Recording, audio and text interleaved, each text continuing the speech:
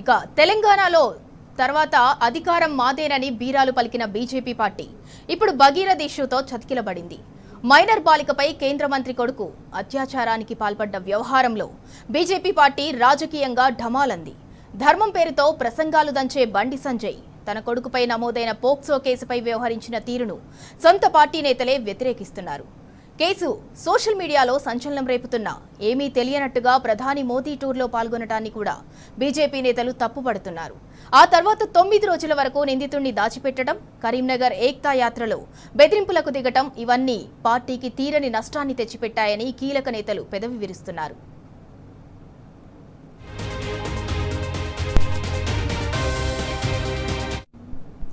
బండి Bhagiratha POCSO case తర్వాత Telangana BJP కీలక నేతలంతా పత్తా లేకుండా పోయారు. మైనర్ బాలికకు అన్యాయం జరిగితే బీజేపీ మహిళా నేతలు సౌతం మౌనవ్రతం పాటించారు. దీంతో బీజేపీ మహిళా మోర్చా నేతల తీరును ప్రజలు ఏవగించుకుంటున్నారు. ఈ నేపథ్యంలో ఎందుకొచ్చిన తంటా అని సీనియర్ నేతలంతా బండి సంజయ్తో అంటీ ముట్టనట్టుగానే వ్యవహరిస్తున్నట్లు తెలుస్తోంది. సీనియర్ నేతలెవరూ సంజయ్తో మాట్లాడేందుకు కనీసం ప్రయత్నించలేదని పార్టీ వర్గాల్లో చర్చ నడుస్తోంది. అసలు ఈ వ్యవహారం బయటపడకముందే తెలంగాణ తొలి సీఎం కేసీఆర్ కుటుంబంపై సంజయ్ చేసిన కామెంట్లను కూడా పార్టీ నేతలు వ్యతిరేకించినట్లు సమాచారం. ఆ తర్వాత బయటపడ్డ బండి భగీరథ పోక్సో కేసుతో పార్టీ నిండా మునిగిందని పలువురు కాషాయ నేతలు ఆగ్రహం వ్యక్తం చేస్తున్నట్లు సమాచారం.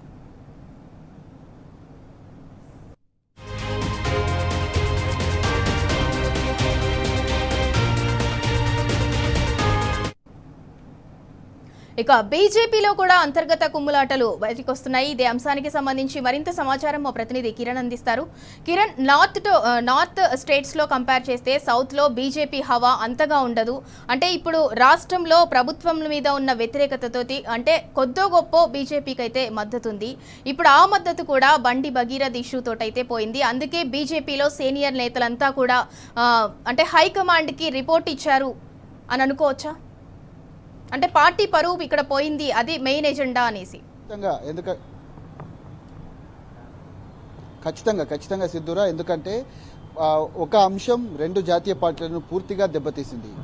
బండి భగీరథ్ విషయంలో బండి సంజయ్ వ్యవహరించినటువంటి తీరు కావచ్చు, బండి సంజయ్ వెళ్ళినటువంటి పరిణామాలు కావచ్చు, అవన్నీ కూడా పార్టీకి తీవ్ర నష్టాన్ని కలిగించాయని కూడా పార్టీ నేతలు, బీజేపీ నేతలంతా కూడా పెదవి విరుస్తున్నారు. పార్టీ నేతలంతా కూడా చెవులు కోరుకుంటున్నటువంటి పరిస్థితి బీజేపీ వర్గాల్లో కనిపిస్తుంది. ముఖ్యంగా ఇటీవల కాలంలో ప్రధాని నరేంద్ర మోడీ ఒక కార్యక్రమానికి వచ్చారు. పరేడ్ గ్రౌండ్లో భారీ బహిరంగ సభ ఏర్పాటు చేశారు. ఆ అంశం పక్కన పెడితే ఏదైతే ప్రధాని నరేంద్ర మోడీ వచ్చినటువంటి సందర్భంలో 1 గంట పాటు పార్టీకి సంబంధించినటువంటి ముఖ్య నేతలతో సమావేశం కావాలని కూడా షెడ్యూల్లో ఉంది. కానీ ఈ బండి సంజయ్ వ్యవహారం అంతా కూడా గత వారం రోజుల నుంచి కొనసాగినటువంటి ఆ సమావేశం ఏదైతే ప్రధాని నరేంద్ర మోడీ సమావేశానికంటే ముందు వారం రోజుల పాటు పెను దుమారం రేపింది.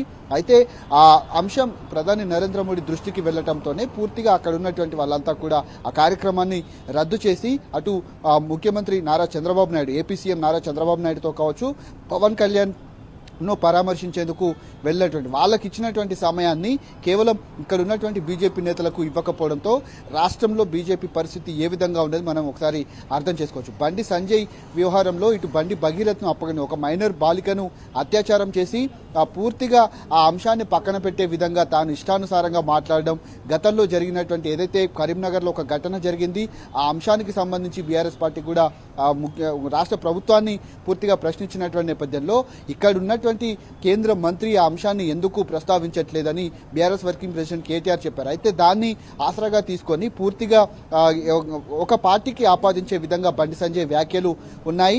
ఇప్పుడు కేంద్ర కేబినెట్ ఎక్స్పాన్షన్ లో భాగంగా బండి సంజయ్ పదవి కూడా పోతుందని మనకు కొన్ని వార్తలు అయితే వస్తా ఉన్నాయి. ఇక్కడ ఆ కోణంలో ఇప్పుడు పోయినటువంటి పదవి ఇక్కడ ఎవరికి ఇస్తారు?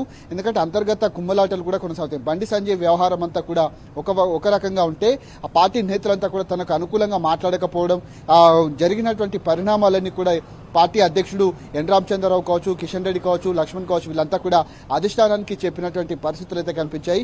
గతంలో బీజేపీ ప్రెసిడెంట్ గా ఉన్నటువంటి బండి సంజయ్ ఇదే వ్యవహార శైలితో వెళ్లినటువంటి సందర్భంలోనే తనకు అధ్యక్ష పదవి నుంచి తొలగించబడినటువంటి పరిస్థితులు అయితే కనిపించాయి. ఇప్పుడు కూడా బండి భగీరథ్ తన కొడుకు విషయంలో తను వ్యవహరించినటువంటి వ్యవహార శైలిపైన కావచ్చు, ఇప్పుడు ఉన్నటువంటి పరిణామాలపైన తన పదవి ఖచ్చితంగా పోతుంది, తనను బర్తరఫ్ చేస్తారంటూ కూడా పెద్ద ఎత్తున ఢిల్లీ వర్గాల్లో చర్చ జరుగుతుంది. ఇటు బీజేపీ వర్గాల్లో కూడా చర్చ జరుగుతుంది. ఒకరికొకరు పొసగపోవడం. ఎందుకంటే ఈటెల రాజేందర్ వ్యవహారంలో కూడా ఈటెల రాజేందర్కు అధ్యక్ష పదవి ఇస్తారంటూ కూడా కొన్ని ఊహాగానాలు అయితే వచ్చాయి.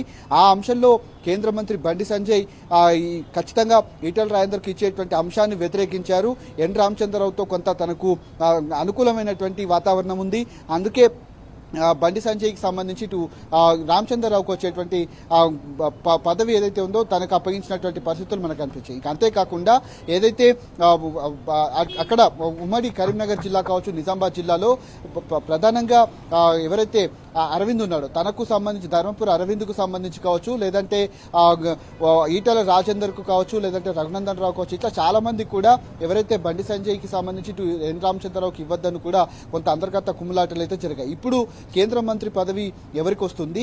ఒకవేళ కనుక ఎన్ రామచంద్రరావు కనుక పదవి తీసేసి ఒకవేళ కనుక బీజేపీ ప్రెసిడెంట్ గతంలో ఇవ్వాలనుకున్నటువంటి వాళ్ళకి ఇస్తే కనుక ఖచ్చితంగా కేంద్ర మంత్రి బండి సంజయ్ పదవి బర్తరఫ్ అయ్యేటువంటి అవకాశం అయితే మనకు కనిపిస్తుంది. అంతర్గత కుమ్ములాటలు అయితే కొనసాగుతున్నాయి. ఎందుకంటే బండి సంజయ్ వ్యవహారంలో ఉన్నటువంటి మహిళా మోర్చా నేతలు కూడా ఎవరు కూడా మాట్లాడకపోవడం, అక్కడ ఉన్నటువంటి పరిణామాలన్నీ కూడా పార్టీకి చాలా తీవ్ర నష్టాన్ని కలిగించాయి. అన్ని రాష్ట్రాల్లో గెలుస్తూ వస్తున్నటువంటి బీజేపీ ఇక టార్గెట్ మాది తెలంగాణ అని కూడా చెప్తూ వచ్చారు. ఇటీవల కాలంలో ప్రధాని నరేంద్ర మోడీ కూడా వ్యాఖ్యలు కూడా అదే విధంగా కనిపించాయి. కానీ ఈ బండి సంజయ్ వ్యవహారం, కేంద్ర మంత్రి బండి సంజయ్ వ్యవహారం అంతా కూడా బయటికి రాగానే పూర్తిగా పార్టీకి చాలా నష్టం వాటిల్లింది. పార్టీ అంతా కూడా కాలగర్భంలో కలిసిపోయినటువంటి పరిస్థితులు కనిపించాయి. రాష్ట్ర ప్రజలంతా కూడా ఈ వ్యవహారాన్ని అంతటిని నిశ్చితంగా పరిశీలిస్తూ ఉన్నారు. రెండు జాతీయ పార్టీలు ఏవైతే ఉన్నాయో, అటు కాంగ్రెస్ కావచ్చు, ఇటు బీజేపీ కావచ్చు, ఇవి రెండు చేస్తున్నటువంటి వ్యవహార శైలిపైన కొంత ఆగ్రహం వ్యక్తం చేసినటువంటి పరిస్థితులు కనిపిస్తున్నాయి. ఒక మైనర్ బాలికను కేంద్ర మంత్రి కొడుకే అత్యాచారం చేసి ఈ విధంగా ప్రవర్తించారు. తనను కాపాడేందుకు కాంగ్రెస్ పార్టీకి సంబంధించి కావచ్చు, రేవంత్ రెడ్డికి సంబంధించి కావచ్చు, ఇట్లా చాలా అంశాలన్నింటినీ కూడా రాష్ట్ర ప్రజలు గమనిస్తున్నారు. కాబట్టి ఇటు బీజేపీలో చాలా మంది నేతలంతా కూడా కేంద్ర మంత్రి బండి సంజయ్కి అనుకూలంగా ఎవరు కూడా మాట్లాడలేదు. పార్టీ అధ్యక్ష హోదాలో తాను కొంత మాట్లాడినటువంటి ఎన్ రామచంద్రరావు తన వ్యాఖ్యలను కూడా మళ్ళీ వెనక్కి తీసుకున్నటువంటి సందర్భాలు అయితే మనకు కనిపించాయి. ఇంకా మిగతా నేతలు ఎవరు కూడా ఈ అంశాన్ని పట్టించుకోలేదు. పూర్తిగా కేంద్ర మంత్రి బండి సంజయ్ని ఒంటరిగా వదిలేసినటువంటి సిచ్యువేషన్ అయితే మనకు కనిపించింది. అటు ఈటల రాజేందర్ కావచ్చు, లేదంటే కిషన్ రెడ్డి కావచ్చు, లక్ష్మణ్ కావచ్చు, డీకే అరుణ కావచ్చు, ఇట్లా చాలా మంది ఎంపీలు కావచ్చు, ఎమ్మెల్యేలు కూడా, ఏలేట్ మహేశ్వర్ రెడ్డి కూడా పూర్తిగా పార్టీ బీజేపీకి సంబంధించి ఉపనేతగా బీజేపీ నేతగా ఉన్నారు. తాను కూడా ఈ అంశంలో ఏ విధంగా కూడా మాట్లాడలేదు. తాను కూడా ఒక రకమైనటువంటి వ్యాఖ్యలు అయితే తన వ్యవహార శైలి అయితే కనిపించింది. కానీ కేంద్ర మంత్రి హోదాలో తాను ఏదైతే హనుమాన్ జయంతి యాత్రలో తాను పాల్గొన్నారు, అక్కడ ఏకతా యాత్రలో పాల్గొన్నారు. ఆ యాత్రలో హనుమాన్కు సంబంధించినటువంటి అంశాలు మాట్లాడాలి, కానీ తన కొడుకు గురించి తన పైన విష ప్రచారం చేస్తున్నారంటూ వ్యాఖ్యలపైన కూడా సొంత పార్టీ నేతలు కూడా తాను పూర్తిగా వ్యతిరేకించారు. అంతేకాకుండా ప్రధాని నరేంద్ర మోడీ సభలో కూడా తాను మాట్లాడినటువంటి సందర్భంలో ఆ అంశాలు ఈ సభలో మాట్లాడాల్సినటువంటి అవసరం ఏంటి, ప్రధాని నరేంద్ర మోడీ వచ్చినటువంటి లక్ష్యం ఏంటి, తాను అనుకున్నటువంటి కార్యక్రమాలు ఏంటి, తాను కేంద్ర మంత్రి హోదాలో తీను మాట్లాడినటువంటి పరిస్థితులు ఏంటి అనే దానిపైన కూడా అంతర్గతంగా పార్టీ నేతలు అయితే మాట్లాడుతూ ఉన్నారు. ఈ నేపథ్యంలో ఏకతా యాత్రలో అంటే తన కొడుకు గురించి చెప్పడమే కాదు, అలాగే బాధిత కుటుంబం ఎవరైతే ఉన్నారో వాళ్ళకి ఓపెన్ గా వార్నింగ్ కూడా ఇచ్చారు. అంతమంది సమక్షంలో వార్నింగ్ ఇచ్చారు. అందుకే ఇవాళ బీజేపీ పార్టీలో బండి సంజయ్ ఒంటరిగా మిగిలిపోయారు అని అనుకోవచ్చా? అంటే అలాగే మిగతా సీనియర్ నేతలు ఎవరైతే ఉన్నారో, అలాగే మహిళా మోర్చా నేతలు ఎవరైతే ఉన్నారో వీరందరూ కూడా ఇవాళ అండర్ గ్రౌండ్ లోకి వెళ్ళటానికి, అలాగే తెలంగాణలో బీజేపీ అనే పార్టీకి అసలు అంటే ఆ పార్టీ పేరెత్తితేనే జనం మండిపడే సిచ్యువేషన్ వచ్చింది అని అంటే ఖచ్చితంగా బండి భగీరథ్ ఇష్యూ అనే అనుకోవచ్చా? ఖచ్చితంగా బండి భగీరథ వ్యవహారం. ఎందుకంటే సామాన్య వ్యక్తులకు ఈ విషయంలో జరిగితే పెద్దగా రాష్ట్ర ప్రజలు చూసి చూడనట్టుగా వార్త వినట్టుగానే ఉండేవాళ్ళు. కానీ ఒక కేంద్ర మంత్రిగా ఉన్నటువంటి వ్యక్తి బండి సంజయ్, పార్టీలో కీలకంగా ఉన్నటువంటి వ్యక్తి ఈ విధమైనటువంటి వ్యవహారంలో ఇరుక్కుపోవడం, తన కొడుకును కనీసం కంట్రోల్లో పెట్టుకోకపోవడం వల్లనే ఖచ్చితంగా పార్టీకి తీవ్ర నష్టం కలిగింది. ఖచ్చితంగా రాబోయేటువంటి రోజుల్లో ఈ అంశం అంతా కూడా పార్టీకి చాలా నష్టాన్ని కలిగించేటువంటి అవకాశం అయితే ఉంటుంది.